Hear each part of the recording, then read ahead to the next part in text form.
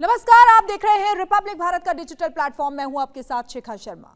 प्रधानमंत्री नरेंद्र मोदी का जापान दौरा इस बार केवल औपचारिक मुलाकातों का मामला नहीं है, बल्कि रक्षा गलियारों में इसे एक बड़े गेम चेंजर मौके के रूप में देखा जा रहा है।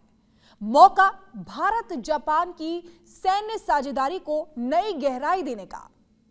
सबसे अहम क्षेत्र है एयर डिफेंस। भारत का स्वदेशी सुदर्शन चक्र प्रोजेक्ट, जो बहुस्तरीय ढाल की तरह दुश्मन के लड़ाकू विमान, क्रूज और बैलिस्टिक मिसाइलों से सुरक्षा देने के लिए तैयार हो रहा है। जापान की ट्रैकिंग, गाइडेंस और मिड कोर्स इंटरसेप्शन की एक्सपर्टीज से एक बड़ा उछाल ले सकता है। जापान ने खुद अपने एयर डिफेंस में वो परत दर परत मजबूती विकसित की है, जिसकी मिसाल उसका टाइप 3 चूसैम है। मित्सुबिशी इलेक्ट्रिक द्वारा विकसित और Japan ground self defence force द्वारा संचालित ये mid range surface to air missile system 50 kilometre से अधिक दूरी और ऊंचाई पर कई लक्ष्यों को एक साथ ट्रैक और नष्ट कर सकता है। AESA रडार, तेज मूवमेंट और नेटवर्क सेंट्रिक डिजाइन इसे बिखरे हुए लेकिन अहम ठिकानों की रक्षा के लिए आदर्श बनाते हैं।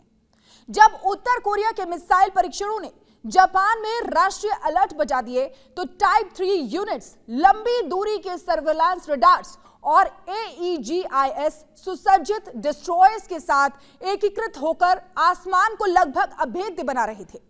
अमेरिकी बलों के साथ अभ्यासों में इसने सीमलेसली टारगेट हैंडओवर करके अपनी क्षमता साबित की, जो किसी भी बड़े डिफेंस नेटवर्क के लिए अनिवार्य है। भारत के लिए यह उसी मिडिल टायर लेयर में फिट बैठता है, जो लंबी दूरी के इंटरसेप्टर्स और नजदीकी सुरक्षा सिस्टम के बीच के गैप को भर सकता है। हमारी AAD और PAD जैसी ताकतवर प्रणालियों के बावजूद एक highly mobile network ready mid range Sam, जो सैचुरेशन रेट्स को रोक सके, अभी भी उसकी कमी है। जापान का डिजाइन मोबिलिटी के साथ रडार पावर, इंटरऑपरेबिलिटी और इलेक्ट्रॉनिक वॉरफेयर में रिसाइलेंस हमारे इंडिजिनस इंजीनियरिंग का पूरक हो सकता है। अन्य जापानी क्षमताएं Kawasaki C2 transport aircraft, Japan में घरेलू स्तर पर विकसित ये twin engine high wing airlifter 30 ton से अधिक पेलोड को 7600 किलोमीटर तक ले जाने में सक्षम है। सबसे बड़ी बात, ये छोटे और आंशिक रूप से तैयार रनवे पर भी ऑपरेट कर सकता है। मतलब ये सिर्फ एयरबेस टू एयरबेस मूवमेंट तक सीमित नहीं है, बल्कि अग्रिम मोर्चों और आपदाग्रस्त इलाकों में सीधे माल, गाड़ियां और सैनिक पहुंचा सकता है। इस क्षमता के साथ भारत जापान एक साझा इंडो पैसिफिक लॉजिस्टिक्स नेटवर्क तैयार कर सकते हैं, जिसमें तेज सप्लाई और लचीली तैनाती दोनों संभव है। ASM-3 सुपरसोनिक एंटीशिप मिसाइल, ये कॉम्पैक्ट लेकिन घातक हथियार लगभग मार्क 3 की रफ्तार और 200 प्लस किलोमीटर की मारक दूरी के साथ डिजाइन किया गया है, जिससे ये आधुनिक जहाजी रक्षा को भेज सके। इसकी सी स्किमिंग उड़ान प्रोफाइल और टर्मिनल पॉप अप मैनेवर्स इसे ट्रैक करना और इंटरसेप्ट करना बेहद कठिन बना देते हैं।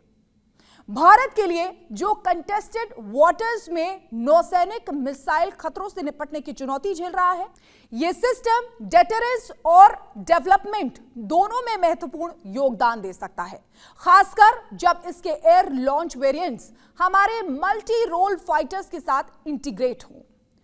Type 99 155 millimetre self propelled howitzer, ये ट्रैक्ड बख्तरबंद तोपखाना Japan ground self defence force की फायर सपोर्ट रीढ़ है। इसकी उच्च fire rate, automated fire control system और शूट एंड स्कूट क्षमता इसे काउंटर बैटरी फायर से बचने में बेहद सक्षम बनाती है। स्टैंडर्ड गोले के साथ ये 30 किलोमीटर तक सटीक मार करता है और बेस ब्लीड या रॉकेट असिस्टेंट म्यूनिशन के साथ ये दूरी और बढ़ जाती है।